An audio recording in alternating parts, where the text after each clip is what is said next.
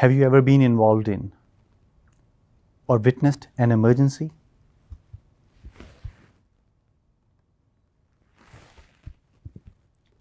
There is sickening adrenaline rush of fear, panic, and chaos.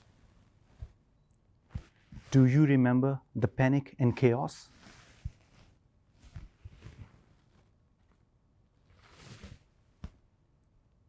Any emergency, whether it's a car accident, fire, robbery, or a terrorist threat, profoundly impacts the lives of the people involved. If this happens to you, do you know what to do? There have been many behavioral studies done upon us humans as what happens to us in an emergency situation. Some people simply freeze. Some people become selfish, and some become real-life heroes. It was 10th of April 1988 in my hometown, Rawalpindi, Pakistan, the middle of spring. I wasn't feeling well, so my parents let me stay at home from school. Suddenly, I heard these unfamiliar noises in the air. It was unfamiliar. It felt like rockets flying everywhere. And then there was an explosion. I ran outside. Feeling was already emergent. In front of our place, there was a primary school. The school bell rings, and the children are on the street. They're running everywhere.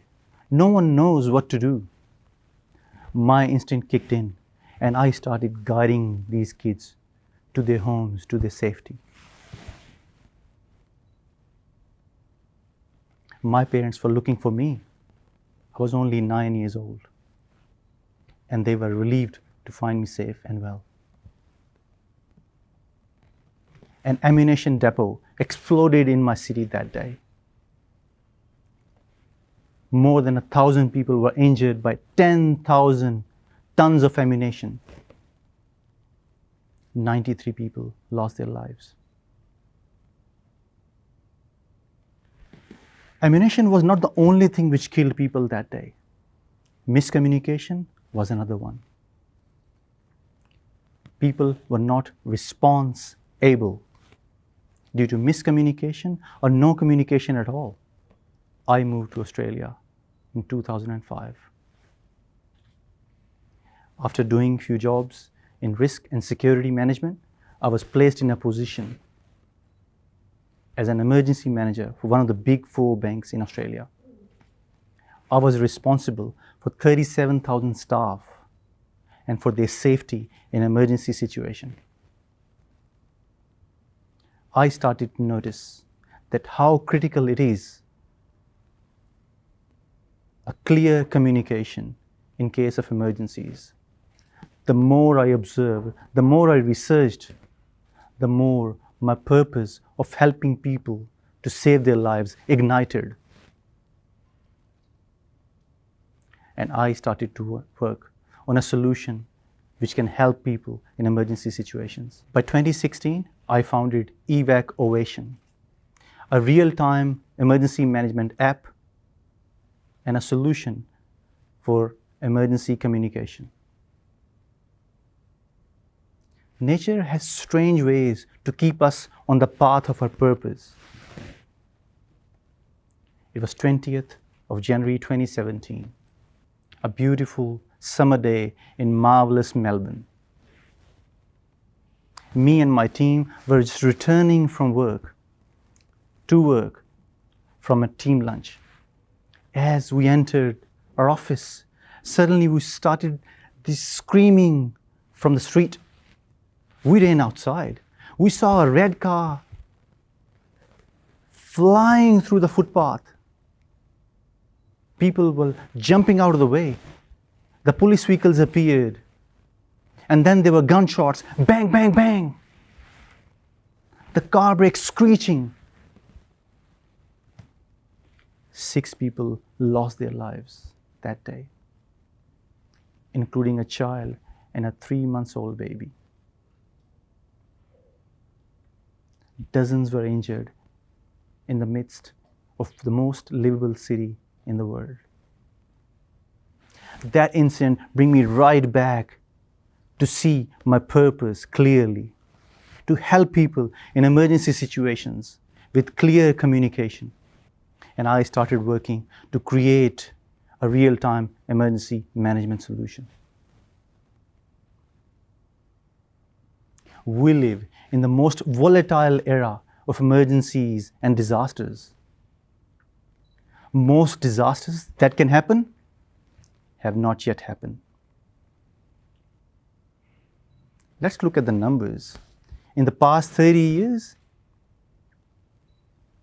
2.4 million people have perished. In context, that's the population of the 3rd largest city in Australia. On a global scale, we have lost $1.2 trillion to the damage. Our economic losses have tripled in the last 30 years. Between now and 2050, we will double the number of people exposed to disasters. Today, I will guide you to find a framework which can help you to become response-able. Response-able is the ability to work effectively in emergency situation.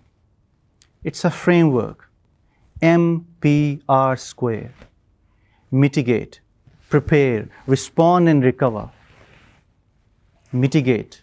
It starts with the power of awareness, the awareness that an emergency can occur. You can reduce the risks around your house, in your workplace, or in a situation. You need to identify those risks. As simple as if you live in a high-risk bush area, you can work on reducing the sources of fire within your home, such as dry leaves. You don't need to spend too much time and money to find these hazards. The second and the most important is preparedness. Remember the power of preparedness.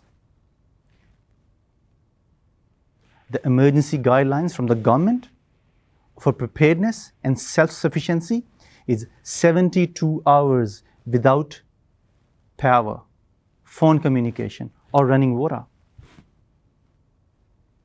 Within preparedness, always have a plan.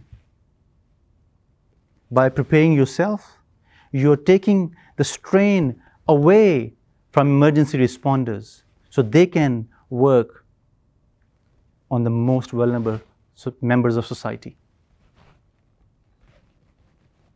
Within an emergency plan, have a basic emergency kit. Have some water, some flashlights, some batteries.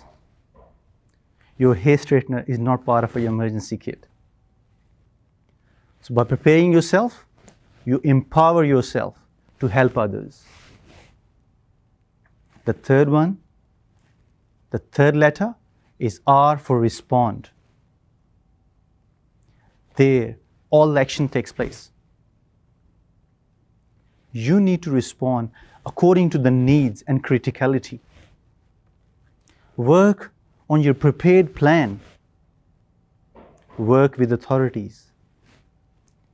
The thing you need is a conviction to take action. The fourth and the final letter is R for recovery. When you are given orders from authority, make sure you got a proper plan to rehabilitate. Coming back is the hardest part.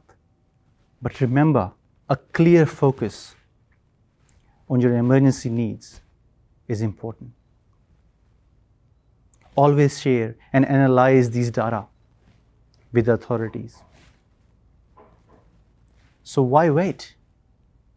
We wait for the preparedness until it's too late. Be response able. Have an emergency plan.